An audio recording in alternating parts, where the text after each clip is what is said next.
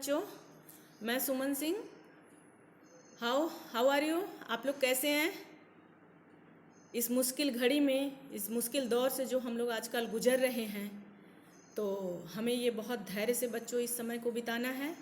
और मैं ये आशा करती हूँ कि आप अपने पेरेंट्स के साथ घर में सुरक्षित होंगे और अपने इस गोल्डन पीरियड का जो आपको ये समय मिला हुआ है उसका आप उपयोग करें।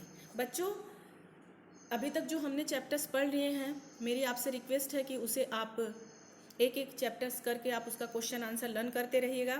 आज मैं आप लोगों के सामने वीरेन डांगवाल जी की लिखी हुई तोप कविता समझाने जा रही हूँ।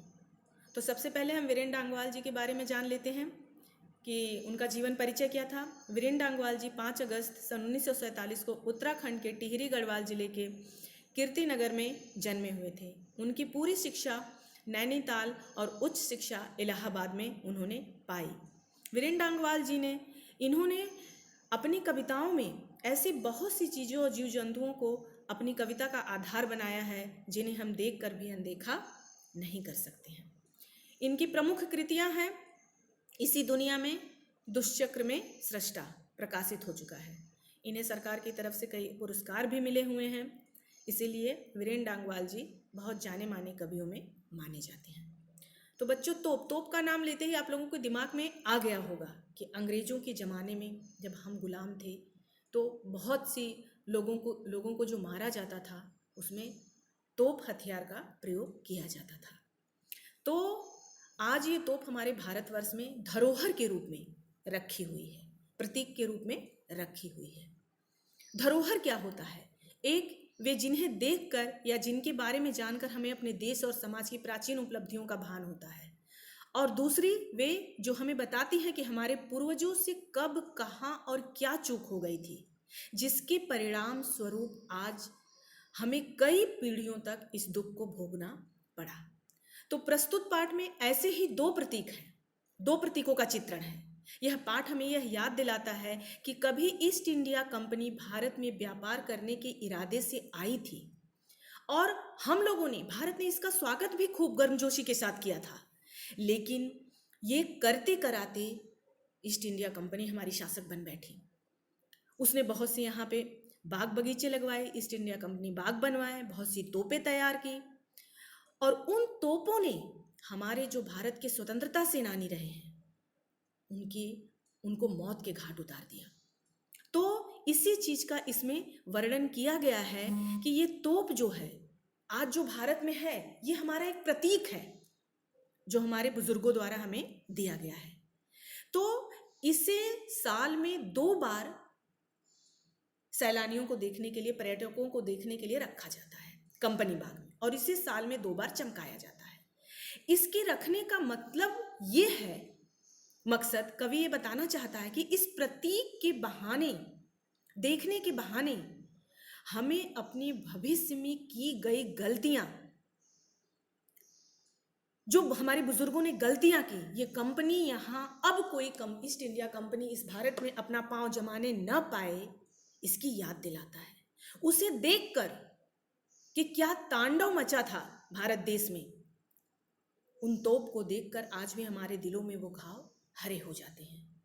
तो बच्चों, हम इस तोप के बारे में जानेंगे कि ये तोप आखिर है क्या, लोग उससे डरते क्यों थे। इस तोप बहुत शक्तिशाली थी, बड़े बड़े सुरमाओं के धज्जे उड़ा दिए थे, पर अब समय बदल गया है।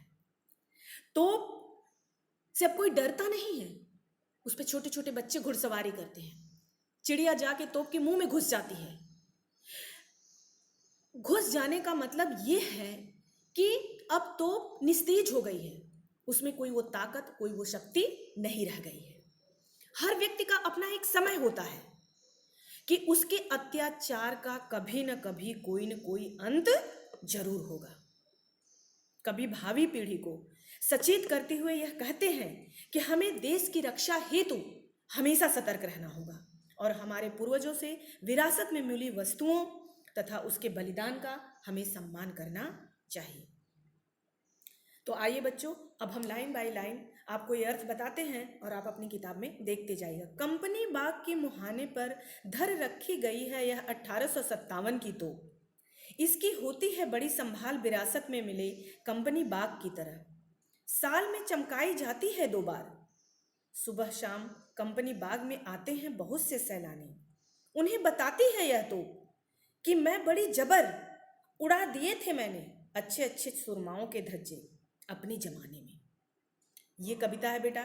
तो इसमें प्रस्तुत काव्यांश में कवि ये बताना चाहता है कि यह जो तोप है बेटा, ये जो कंपनी बाग मतलब अंग्रेजों द्वारा बनवाए गए बाग बगीचे, और मुहाने मतलब उस बाग का प्रवेश द्वार।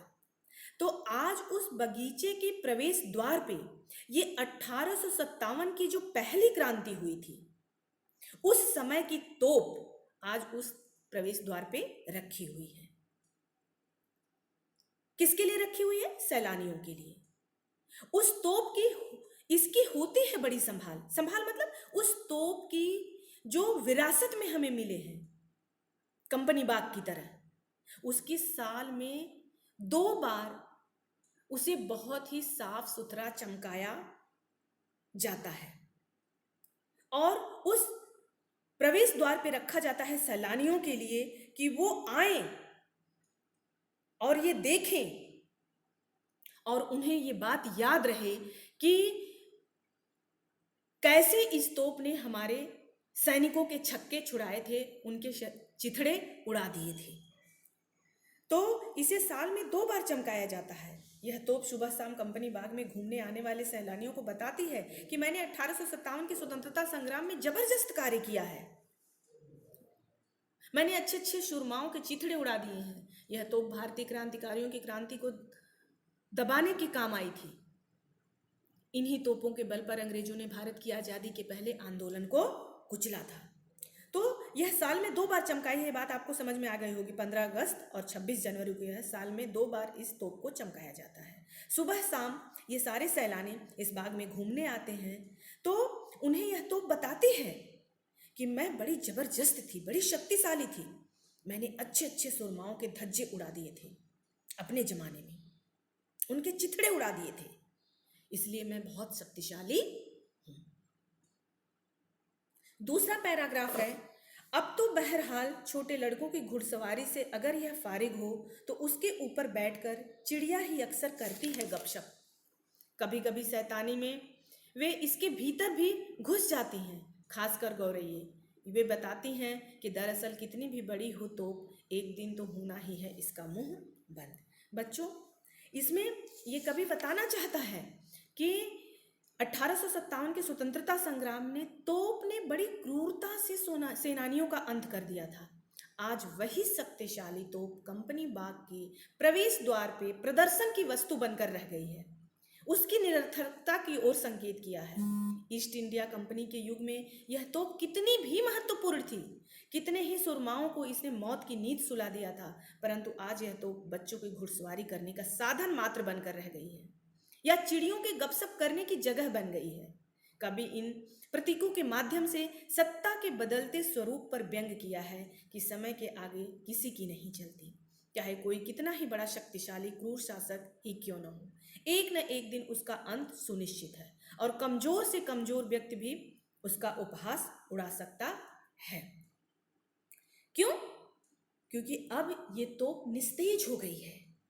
छोटे छोटे बच्चे उस पर पूरे दिन घुड़सवारी करते हैं, फारिग मतलब खाली समय, और जब बच्चे घुड़सवारी करके थक जाते हैं तो उसके ऊपर चिड़िया आकर के गपशप करती हैं, गौरैया। और ये छोटे छोटी गौरैया जो है उस तोप के मुंह के अंदर घुस जाती हैं और ये बताती हैं कि मैं तुझसे डरती नहीं, क्योंकि इंसान कितना भी शक्तिशाली क्यों न हो, उसे एक न एक दिन उसका अंत सुनिश्चित है और एक न एक दिन उसका मुंह बंद होना है। बहुत ही छोटी लेकिन बहुत ही उत्तेजना से पूर्ण ये कविता है। बच्चों, आशा करती हूँ कि आप लोगों को ये कविता अच्छी तरह से समझ में आ गई होगी। तो ये सुनने के बाद आपके प्रश्न अभ्यास में जो ये first, second, third, fourth 4 question है और 3 जो है ये आशय स्पष्ट करो है। बच्चों इन सबों को आप अपनी फेयर नोटबुक में लिख लीजिएगा। 8 क्वेश्चन कुल मिलकर के हैं। विरासत में मिली चीज़ों की बड़ी संभाल क्यों होती है, स्पष्ट कीजिए, पहला क्वेश्चन। तो इसका मतलब ये है क्योंकि वे हमारे पूर्वजों के बीते समय की देन होती हैं। उन चीज़ों से हमें अपने प्राचीन इतिहास की जानकारी प्राप्त होती है। ये हमारे पूर्वजों की धरोहर है और इसकी रक्षा करने का भार हमारे ऊपर है। इसीलिए, और ये हमें अपनी संस्कृति से भी जोड़े रहती है, इसीलिए हमें इसकी संभाल करनी चाहिए। इस कविता में आपको तोप के विषय में क्या जानकारी मिलती है, तो ये हमें ये बताती है कि 1857 के प्रथम स्वतंत्रता संग्राम के समय अंग्रेजी द्वारा यह तोप प्रयोग की गई थी। इस तोप ने अपने गोलों से असंख्य शूरवीरों को मार डाला था। यह तोप बड़ी जबरदस्त थी, परंतु अब यह तोप प्रदर्शन की वस्तु बनकर रह गई है। अब इससे कोई डरता नहीं है। इस पर बच्चे घुड़सवारी करते हैं, चिड़िया गौरैया इसके भीतर घुस जाते हैं। तोप यह हमें बताती है कि कोई कितना भी शक्तिशाली क्यों न हो, एक न एक दिन उसे धराशायी होना ही पड़ेगा।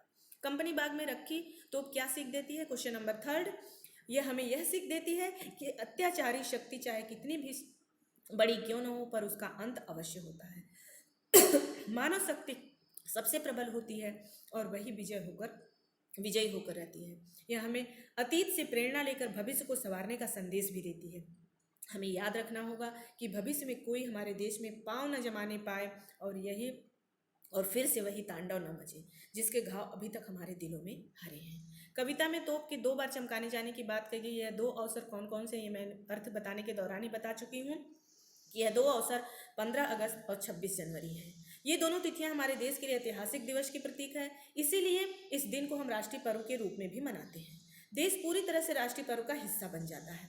तो इन तिथियों पे इस तोप को चमकाया जाता है क्योंकि यह तोप हमारे विजेता और आज़ादी का प्रतीक होने के कारण एक राष्ट्रीय महत्व की वस्तु बन चुका है। इसीलिए राष्ट्रीय महत्व को ध्यान में रखते हुए इस तोप को चमकाया जाता है ताकि लोगों के मन में राष्ट्रीयता की भावना को बढ़ावा मिले और लोगों को मुश्किलों से प्राप्त स्वतंत्रता दिलाने वाले वीरों की याद दिलाई जा सके। तो बच्चों ये 4 क्वेश्चन और ये 3 भाव स्पष्ट हैं। ये भाव स्पष्ट का अर्थ भी आपको शायद समझ में आ गया होगा। ये अपनी फेयर नोटबुक में लिख लीजिएगा। धन्यवाद बच्चों, आशा करती हूँ कि आपको ये कविता अच्छी तरह समझ में आ गई होगी। कोई भी परेशानी होगी जब हम बाद में मिलेंगे तो ये पूरी तरह से फिर से हम आपकी समस्याओं का समाधान करेंगे। जय हिंद, जय भारत।